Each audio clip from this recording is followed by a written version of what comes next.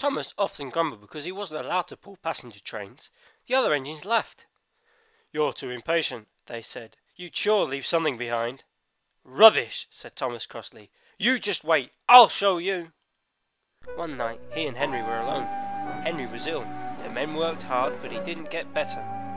Now, Henry usually pulled the first train in the morning, and Thomas had to get his coaches ready. If Henry is ill, he thought, perhaps I shall pull his train.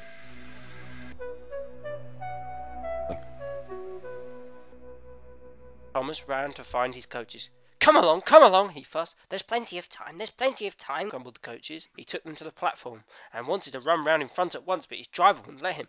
Don't be impatient, Thomas, he said. So Thomas waited and waited. The people got in. The guard and the station master walked up and down. The porters banged the doors, and still Henry didn't come. Thomas got more and more excited every minute. The fact director came out of his office to see what was the matter, and the guard and the station master told him about Henry. Find another engine, he ordered. There's only Thomas, they said. You'll have to do it then, Thomas. Be quick now. So Thomas ran round to the front and back down onto the coaches, ready to start.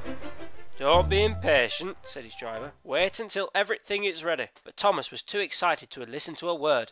What happened next? No one knows. Perhaps they forgot to couple Thomas to the train. Perhaps Thomas was too impatient to wait until they were ready. Or perhaps his driver pulled a lever by mistake. Anyhow, Thomas started. People shouted and waved, but he didn't stop. They're waving at me because I'm such a splendid engine, he thought importantly.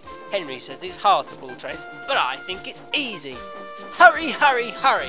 Half pretending to be like Gordon. As he passed the first signal box, he saw men leaning and waving and shouting. They're pleased to see me, he thought. They've never seen me pull a train before. It's nice of them to wave, and he whistled, beep, beep, thank you, and hurried along. But then he came to a signal of danger. Bother, he thought. I must stop, and I was going so nicely too. What a nuisance signals are. And he blew an angry pip pip on his whistle. One of the signalmen ran up. Hello, Thomas, he said. What are you doing here? I'm pulling a train. Can't you see? Where are your coaches then? Thomas looked back. Why, bless me, he said, if we haven't left them behind. Yes, said the signalman. You'd better go back quickly and fetch them. Poor Thomas was so sad he nearly cried. Cheer up, said his driver. Let's go back quickly and try again. At the station, all the passengers were talking at once. They were telling the fat director, the station master and the guard what a bad railway it was. And when Thomas came back, they saw how sad he was and they couldn't be cross. So they coupled him to the train, and this time he really pulled it. But for a long time afterwards, the other engines laughed at Thomas and said, Look, there's Thomas who wanted to pull a train but forgot about the coaches.